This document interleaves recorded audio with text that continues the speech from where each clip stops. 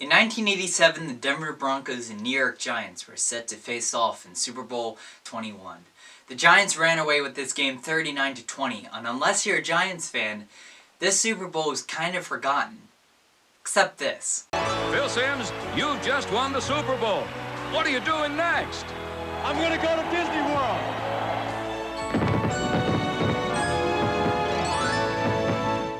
This ad has been a massive success, and every year the Super Bowl MVP has gone to Disney World. The idea for this yearly campaign began in 1986, when Disney CEO Michael Eisner and his wife were at a dinner with the first people to travel around the world, Dick Rutan and Gina Yeager. Michael Eisner asked them, "Well, now that you've accomplished the pinnacle of your aspiration, what could you possibly do next?"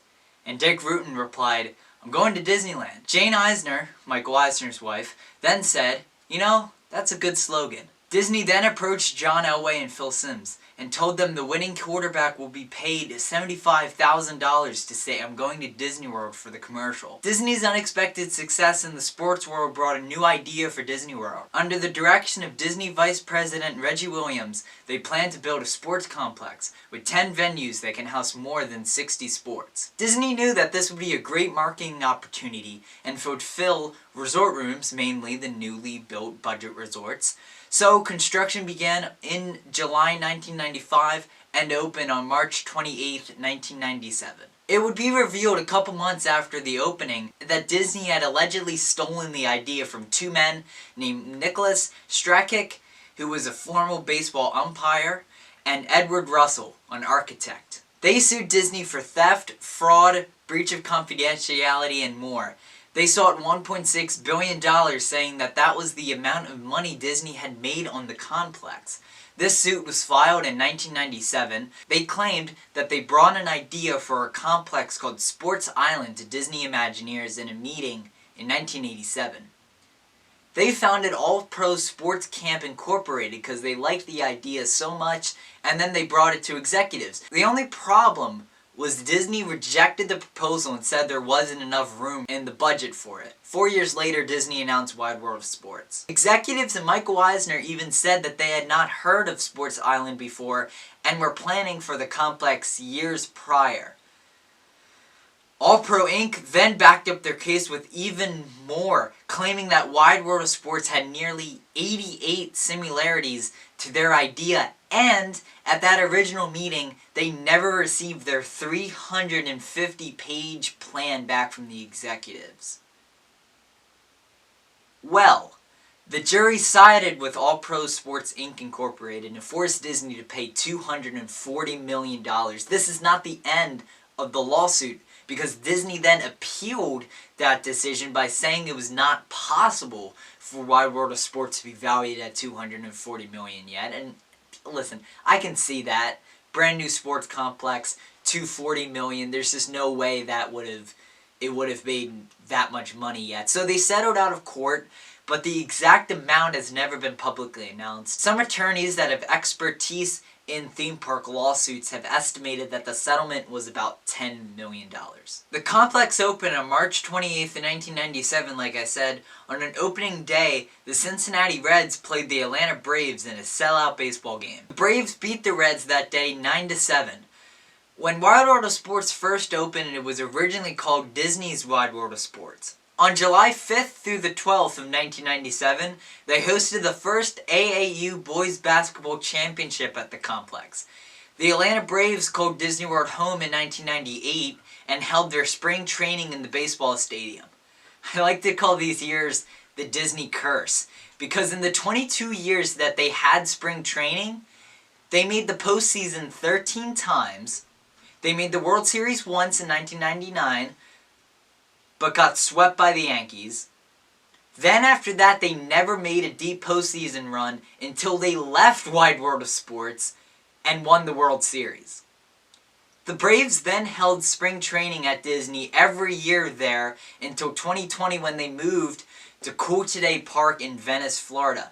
The Tampa Bay Buccaneers held their training camp at Wide World of Sports and somehow didn't catch the Disney curse because that season they won the Super Bowl. In August 2004, 20 acres of fields, 4 baseball diamonds, and other multi-use fields were added, and called Hess Sports Fields.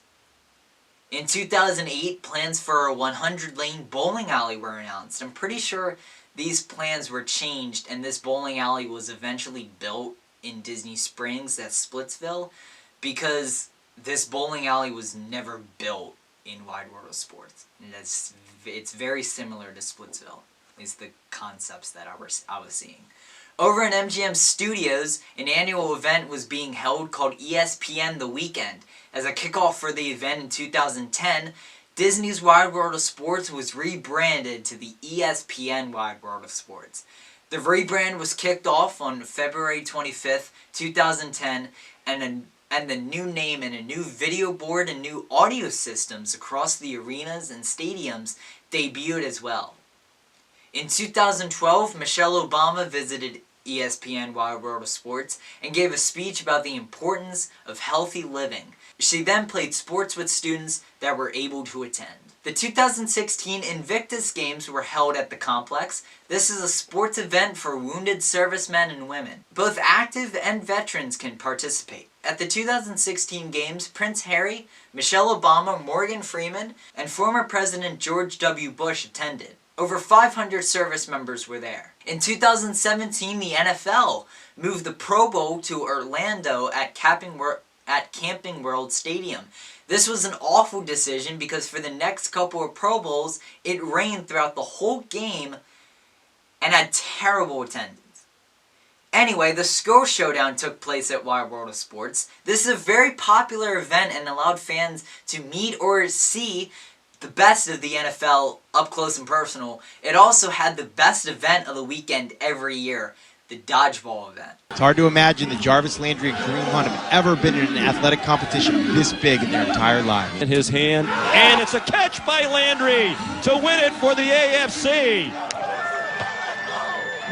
The COVID shutdown on March 13th, 2020 was huge for multiple reasons. During the lockdown there were multiple questions, but in the sports world, none were bigger than if the NBA would be able to continue their season. The NBA shut down on March 11th, and after a few months it was clear that they wouldn't be returning to home arenas. So how did they resume? They went to Disney World. The players arrived on July 7th and would be in a bubble for the next 3 months. When the season resumed, the NBA decided to play 88 seeding games, 8 for each of the 22 teams, to figure out who would play in the playoffs. Damian Lillard was named MVP of the seeding games and went on to lead the Trailblazers to a win, and that win entered them into the bubble playoffs. During the playoffs, Jacob Blake was tragically shot in Kenosha, Wisconsin. The Milwaukee Bucks were the first team who refused to take the court at Game 5 of their series against the Orlando Magic. The rest of that day's games were also postponed, and for 3 whole days there were no games played in recognition of the tragedy. The games returned on August 29th. My Boston Celtics lost to the Heat in the Eastern Conference Finals. No, I don't want to talk about it. The playoffs led up to the bubble finals when the Miami Heat played the Los Angeles Lakers. LeBron James led his Lakers and won his 4th NBA championship and beat the Heat in a 4-2 series victory. The series ended on October 11th, 2020 and ended the longest NBA season in history. Major League Soccer also had their season put on hold on March 12th, 2020. This season was suspended until July 8th. On June 10th, 2020, the league announced the MLS is Back tournament. The tournament would have 51 matches played at ESPN Wide World of Sports. Each team would play 3 group stage matches, and 16 teams would advance to the knockout stage. The rules were a little different than a regular match. Instead of extra time being played if a match was tied, the 2 teams would have to go into a penalty shootout. The champions of the tournament would be entered into the 2021 CONCACAF Champions League, which is a big tournament in United States, basically in North American soccer. The Philadelphia Union, my favorite team, lost in the semifinal to Portland. The final took place on August 11th.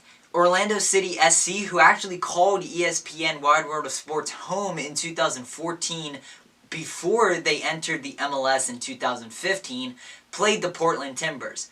The Portland Timbers won and were entered into the CONCACAF Champions League in 2021. The Player of the Tournament award was Sebastian Blanco from Portland, and the Golden Boot winner was Diego Rossi.